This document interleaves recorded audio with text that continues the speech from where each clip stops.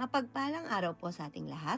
Ang aking pong bahagi ngayon ay mula sa aklat ng Levitico, Kabanata 1, Talata 1 hanggang 3. Kautusan tungkol sa mga handog na sinusunog.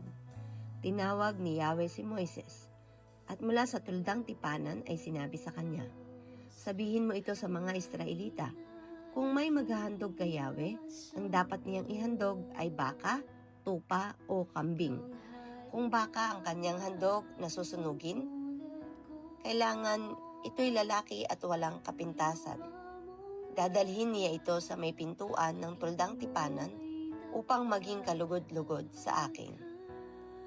Amen. Mapagpalang araw po sa ating lahat.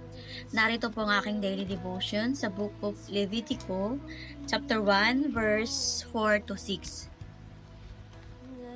Ipapatong niya sa ulo ng hayop ang kanyang kamay at ito'y tatanggapin bilang pantubos sa kanyang kasalanan.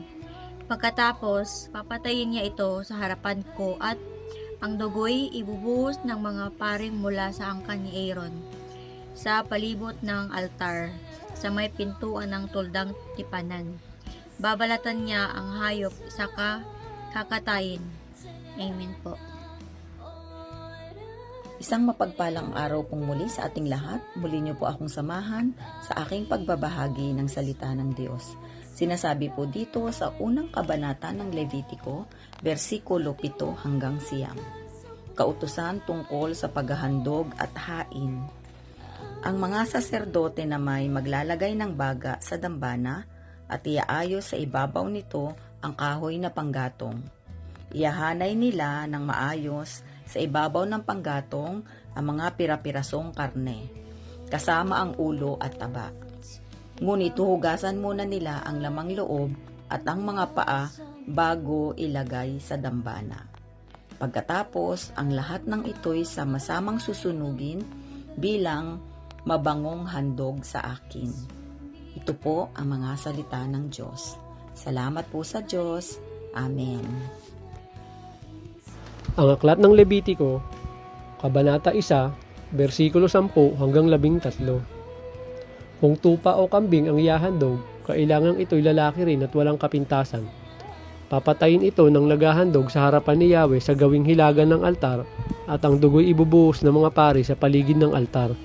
Kakatayin niya ito at ihahanay ng pari sa ibabaw ng apoy sa altar ang mga piraso ng karne kasama ang ulo at taba.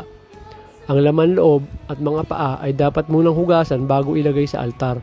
Pagkatapos, ang lahat ay susunugin upang ang usok nito ay maging mabangong samyo sa hangin. Ito ang salita ng Diyos. Amen. Our devotion for today is from the book of Leviticus, chapter 1, verse 14 to 17. At kung ang kanyang alay sa Panginoon ay handog na susunugin ng mga ibon, ang ihahandog na niya'y alay ay mga bato-bato o mga inakay ng kalapate. At dadalhin ng saserdote sa dambana at pupubutan ng ulo yaon at susunugin sa ibabaw ng dambana at ang dugo'y ipigain sa tabi ng dambana. At aalisin niya ang butsi pati ang mga balahibo at iahagi sa tabi ng dambana sa dakong silanganan sa kinalalagyan ng mga abo. At babaakin na hawakan sa mga pakpak na tapat hindi papakahatiin at susunugin ng saserdote sa ibabaw ng dambana, sa ibabaw ng kahoy na nasa apoy, isang handog na susunugin na isang handog na pinaraan sa apoy na pinakamasarap na amoy sa Panginoon. This is the word of God.